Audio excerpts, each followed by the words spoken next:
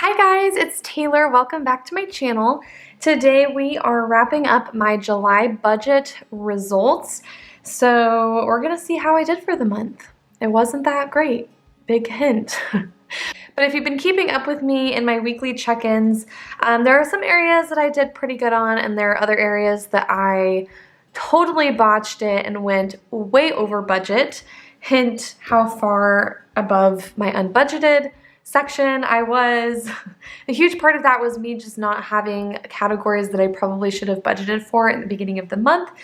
But this is all just part of the process of creating a new budget. I just started my teaching job in January. I just moved out of my parents' house in May. I just bought a car in June. So there's just been a lot of new expenses that have come up that I have just had to learn how to shift my finances in order to make those payments on. When you are used to living with your parents for 2 years, it's really hard to get out of those extra spending habits that you've kind of fallen into. I moved out of my parents when I first started college, and then I moved back in with them to finish my last 2 years, and then I moved back out. So for those of you who have moved back in with your parents before and quit paying any sort of bills, you may understand the struggle of falling into those traps of spending money instead of saving it. I was one of those people, sadly, but something that I want you guys to know is that I am 100% transparent and honest with you guys when it comes to my budget and what happens with my finances. The only thing I'm not sharing with you is my actual income, but you will get to see real numbers on what I've budgeted for throughout the month and how much I've actually spent. So we're just gonna dive right in. So we're gonna start first. I have my expenses divided into variable and fixed expenses. So starting with electric, my bill ended up being, I actually wrote it down in here. My bill was $73.74.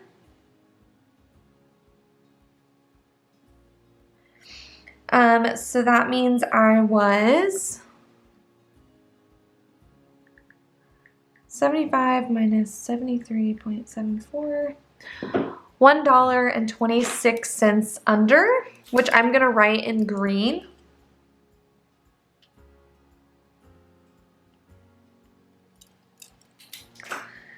For groceries, so we've been keeping track of that in my weekly check-in. So well, last time we talked, I was negative $46.39 remaining for my groceries. So that means in total I spent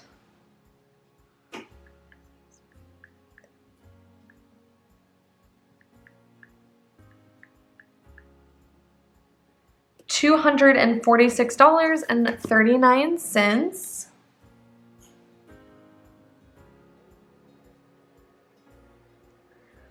So that means I was $46.39 over. That's not bad. It's definitely not where I want to be, but groceries are kind of hard to estimate, and I've only been living on my own for a couple of months now, so I'm still kind of trying to figure those numbers out, but overall I don't think that's too bad. For eating out, last time we talked, I actually had $2.95 remaining. So I budgeted $60 total, which means I spent $57.05. And that means I had $2.95. And that's in the green. So that's actually a huge deal. I know you guys have only been budgeting with me for a month now, but eating out is usually a category that I get way out of hand with. But I made a commitment to myself when I moved out on my own that I was going to be much better about eating out. It's gonna be harder once school starts and I'm back to work, and the temptations are gonna happen when I'm driving home and that sort of thing. But it's definitely been a lot easier quarantining and not eating out. So I'm very excited about it, but I also don't want to get too excited because I know this is going to be a challenge once I start work back up. Okay, so then for gas, I budgeted $60 and I was $36.52 over. So in total, I spent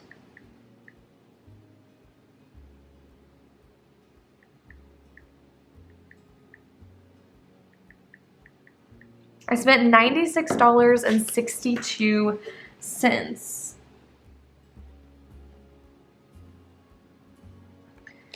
So again, that was $36.52 over.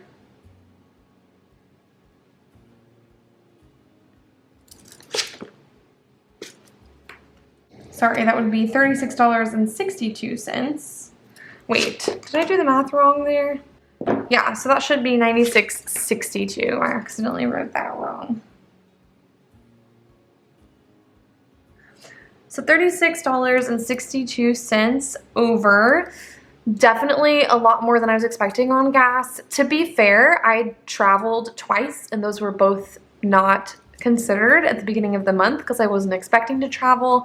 So for traveling 2 times, driving about 4 hours away, $36 over isn't bad. I'm definitely increasing my budget starting next month because I will be going back to work and I do have a 35-minute commute every day, so that's definitely going to increase how much I'm spending on gas.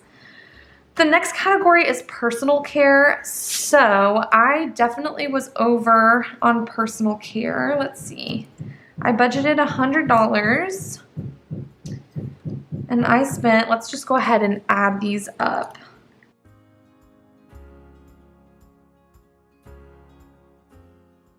So I spent $303.35.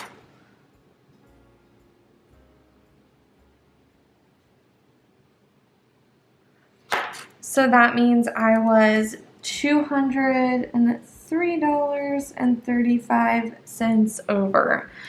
So personal care and unbudgeted, those were the 2 categories that I definitely overspent. So if you're looking at that and you're like, how the heck did you spend $200 over on your personal care? I've explained this before, but I do have my own Arbonne business and I had to restock suddenly on a ton of my products. I buy nutritional products, skincare, makeup, and it was just one of those months where I needed a restock on a ton of stuff. And so I definitely went way over on my budget. Again, this is a category that's just going to be something that I have to reel back in on and just really be careful about because I'm definitely used to spending more than I should on personal care.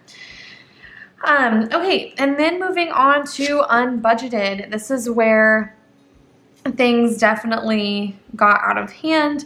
So I spent $534.69. And I'm going to double check that and make sure that it's right. Yes, $534.69.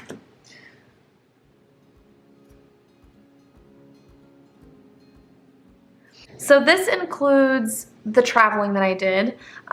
So I had to purchase the campsites for the float trip. I had to purchase the kayaks.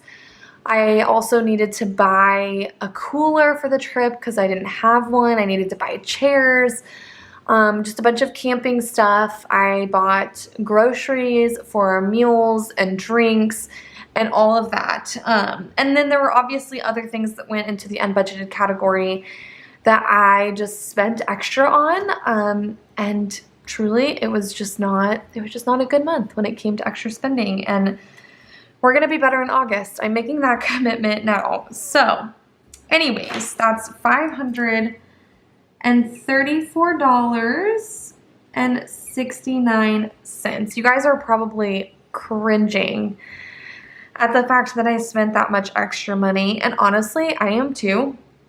But again, I want to be honest with you guys and I want you to see why I need to budget and why this is so important to me with getting on track, just because I don't want it to catch up to me. I've only been living on my own for a couple of months, and so I've had kind of some cushion, but that cushion is only going to last me so long, and I need to keep expanding that cushion and putting more into my savings and really, really, really cutting back on extra spending. So it's going to be a challenge, but I believe that I can do it. So then with sinking funds, let's go head over to the sinking funds section so you guys can see what that ended up looking like. So we're going to start with car tags first. So obviously car tags, I didn't take anything out because I didn't need to take anything out. I'm not paying my car tags for another couple of months. So my ending amount is $118. Then for car insurance, I didn't take anything out of that either. So ending amount is $74. Car maintenance, I didn't actually end up taking my car in yet this month. It's probably not going to happen for another month or two, but I do have some damage on my car, and I just dumped $1,000 in from my savings.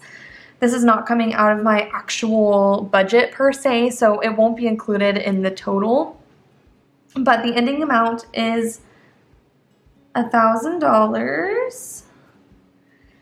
Then I dumped $200 into my apartment, and then I ended up spending that and more. So with my apartment, I bought $39.85 plus $63.41 plus $217.84. So I ended up spending $321.10. So we'll add that here.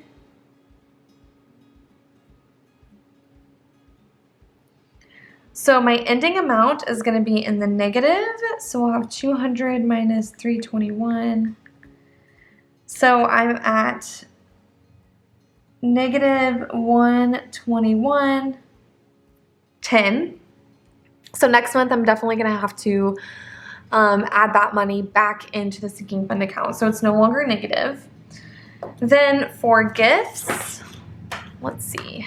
Gifts I spent on a graduation, a baby shower, and a birthday. So we have $30 plus $105.52 plus $8.66. So the total is $144.18 is what I spent.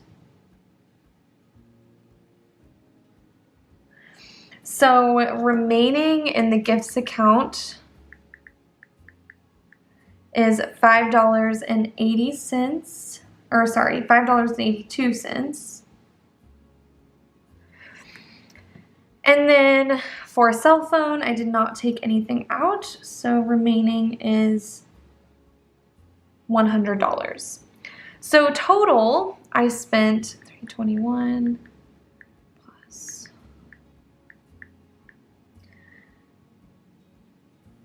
$465.28 out of my sinking funds. And then my total ending amount, wait, we're not going to include, yeah, we'll include the 1,000. So the ending amount in my sinking funds is $1176.72 is how we'll do that. So then when we go back to, let's see. Okay, so this is kind of confusing, but the way that I'm going to put the amount that I spent in my sinking funds is I'm going to include these plus the extra that I spent in the apartment category because I did just start it, so I'm in the negative. So I want to make sure that I include that extra amount that I spent. So the way we're going to do that, I just put here that I budgeted $642 for the sinking funds. I did not include the extra 1,000 because that came out of my savings rather than my paycheck. So then I'm just going to take that 642. Well, hold on. Yeah, so we're gonna take that 642 and add 121.10 because that's how much I went over in my apartment category. So technically I spent $763.10 in my sinking funds. All right.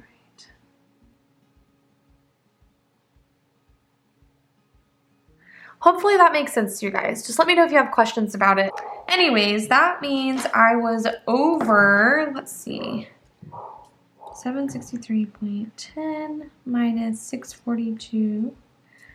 That means I was over $121.10 for my sinking funds. Okay, so now I'm just gonna go ahead and total all of these amounts.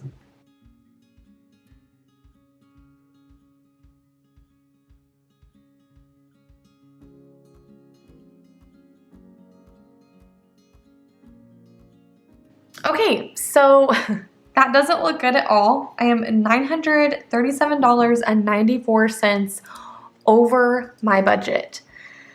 So what does that say? Does that say I'm spending way too much money? Does that say I'm not budgeting enough money? It's really kind of a mix of both. With having just moved, I have been purchasing a lot for my apartment.